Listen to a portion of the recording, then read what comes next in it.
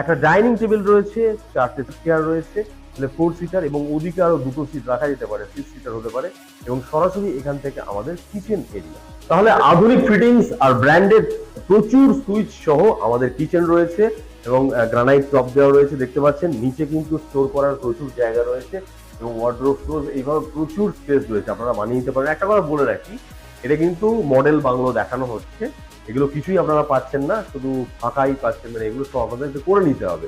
তো এবং এর সাথে কিচেনের সাথে একটা খুব বড় সাইজের কিন্তু ব্যালকনি রয়েছে, এবং খুব বড় সাইজের একটা কিন্তু বেসিন এখানে আছে। এটা হলো নিচের তলার বেডরুম। এখানে কিং সাইজের বেড রাখার পরও অ্যাম্পল অফ স্পেস যথেষ্ট রয়েছে। একটা খুব বড় সাইজের একটা উইন্ডো রয়েছে, যেটা থেকে প্রাকৃতিক আলো সারাদিন প্রচুর পরিমাণে আসছে। ফ্লোর হাইট থেকে সিলিং হাইট পর্যন্ত এই ঘরে একটা ওয়ার্ডরোব স্পেস রয়েছে, এবং এদিকে এরকম একটা ছোট্ট টেবিলও করতে পারেন, যেখানে চাইলে আপনার বাচ্চা পড়তে পারে, আপনার অফিসিয়াল কাজের জন্য একদম পারফেক্ট। এবং এখানে রয়েছে একটা কমন ওয়াশরুম, যার ফিটিং ফিক্সচার কিন্তু সবটাই ব্র্যান্ডেড থাকবে।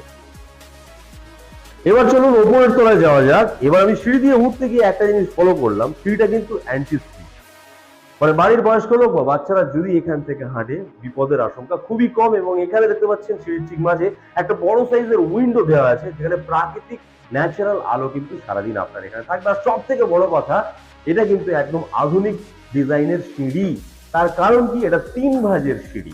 এটা আপনার ফার্স্ট ফ্লোরের প্রথম রুম, প্রশস্ত এয়ারি এবং খুব বড় সাইজের একটা উইন্ডো সহ রয়েছে। ফ্লোর হাইট থেকে সিলিং হাইট পর্যন্ত এরকম একটা স্পেস দেওয়া রয়েছে, চাইলে এরকম ওয়ার্ডরোব ব্যবহার করতে পারেন। এবং দেখতে পাচ্ছেন একটা কিং সাইজের বেড রাখার পরেও অ্যাম্পল অফ স্পেস কিন্তু যথেষ্ট রয়েছে, এবং এদিকে ঠিক এইভাবে একটা ড্রেসিং টেবিল